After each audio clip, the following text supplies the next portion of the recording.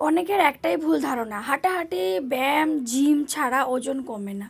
এটা একদম ভুল। আমার কিন্তু 90+ ওজন ছিল বেবি হওয়ার পরে।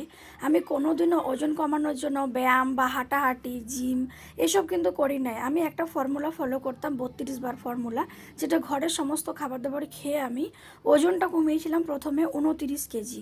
তো কিছুদিন যাবত আমার এখন 6 কেজি ওজন আবার বেড়ে গেছে, তো তাই সেটাকে এখন আমি কম করছি, তাও আবার ঘরের খাবার খেয়ে হাঁটাহাঁটি ব্যায়াম ছাড়াই। তো হাঁটাহাঁটি ব্যায়াম ছাড়াই ওজন কিন্তু কমে, 100% কমে। মনে রাখবেন, ওজন কমানোর জন্য আমাদের যে মেন জিনিস হচ্ছে মেনটেন করতে হবে। মেনটেন ডায়েট করলে আমাদের 80% ওজন কিন্তু ঘরে বসে হাঁটাহাঁটি ব্যায়াম ছাড়াই আমরা কম করতে পারি।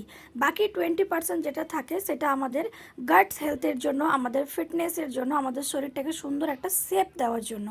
তাই আমি বলছি, ঘরের খাবার খেয়ে হাঁটাহাঁটি ছাড়াও আমরা ওজনটা কমাতে পারি।